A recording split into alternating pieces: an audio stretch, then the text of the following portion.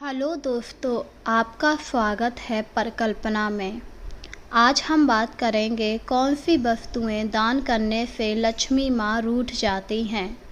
कई बार हम उन वस्तुओं का दान कर देते हैं जिन्हें देने से लक्ष्मी माँ हमसे रूठ जाती हैं और हमें आर्थिक तंगी का सामना करना पड़ता है।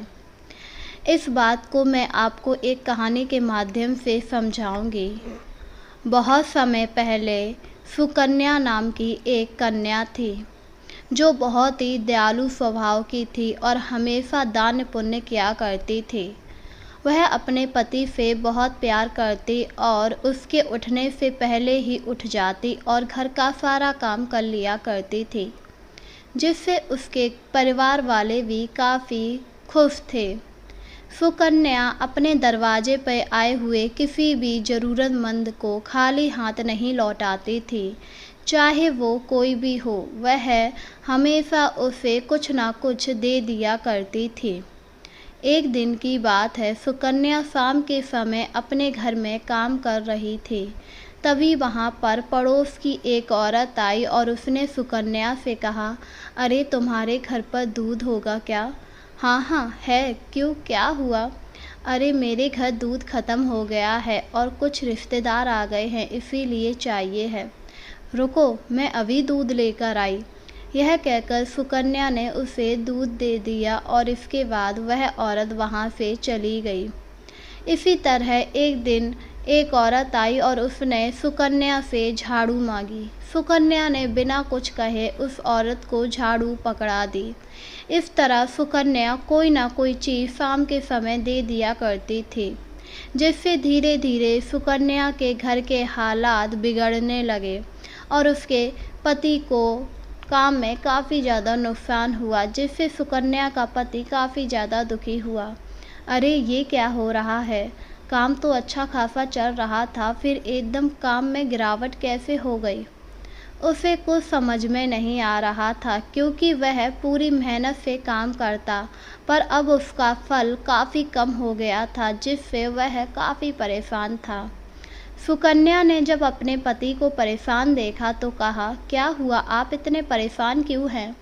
क्या बताऊं, मैं मेहनत तो खूब कर रहा हूं, पर कुछ दिनों से पता नहीं काम में गिरावट आती जा रही है और जितने पैसे मिलते हैं वो सभी खर्च हो जाते हैं। समझ नहीं आ रहा ऐसा क्यों हो रहा।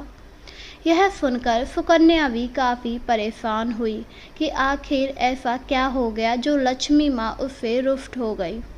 सुकन्या ने अपने मन में कहा, मुझे किसी पंडित से इस बारे में बात करनी चाहिए, क्योंकि अब तक तो सब कुछ सही था। यही सोचकर सुकन्या अपने पास के मंदिर में गई, जहाँ पर पंडित जी पूजा कर रहे थे। सुकन्या ने पंडित जी से कहा, पंडित जी, मेरा मन बहुत विचलित है। कुछ दिनों से मेरे पति का काम पता नहीं क्यों कम होता जा रहा है, जिस वजह से वह भी काफ़ी परेशान है। बेटा, तुमने किसी ऐसी चीज़ का दान तो नहीं किया जिससे ये सब हुआ हो, क्योंकि तुम बहुत ही दयालु हो। नहीं नहीं पंडित जी, ऐसा तो कुछ भी नहीं, मैं तो लोगों को उनकी ज़रूरत के हिसाब से दान देती हूँ। वैसे तुमने अभी तक क्या क्या दान किया है, ज़रा मुझे बताओ। इस हफ्ते मैंने दूध, झाड़ू, सुई, नमक, इन चीज़ों का दान किया था। यह सुनकर पंडित जी समझ गए कि इस वजह से लक्ष्मी माँ सुकन्या से रुष्ट हो गई हैं और उन्होंने सुकन्या को समझाते हुए कहा, सुनो बेटा, शाम के समय हमें दूध, दही, कैंची, सुई, नमक, झाड़ू आदि का दान नहीं करना चाहिए, क्योंकि इससे लक्ष्मी माँ रुष्ट हो जाती हैं। ये चीज़ें हमें किसी को भी नहीं देनी चाहिए।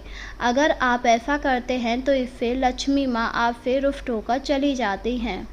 यह सुनकर सुकन्या को अपनी गलती का एहसास हुआ और उसने कहा, ठीक है, आज के बाद मैं इन चीज़ों का दान नहीं करूँगी, पर अब मैं ऐसा क्या करूँ जिससे लक्ष्मी माँ मुझसे प्रसन्न हो जाए।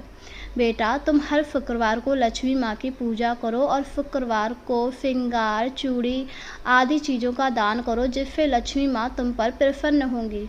यह सुनकर सुकन्या ने वैसा ही किया, जिससे उसके पति का काम फिर पहले जैसा चलने लगा और अब सुकन्या बहुत ही खुश थी और हमेशा इस बात का ध्यान रखती थी कि वह शाम के समय ऐसी कोई भी वस्तु का दान ना करे जिससे लक्ष्मी माँ रुष्ट हो।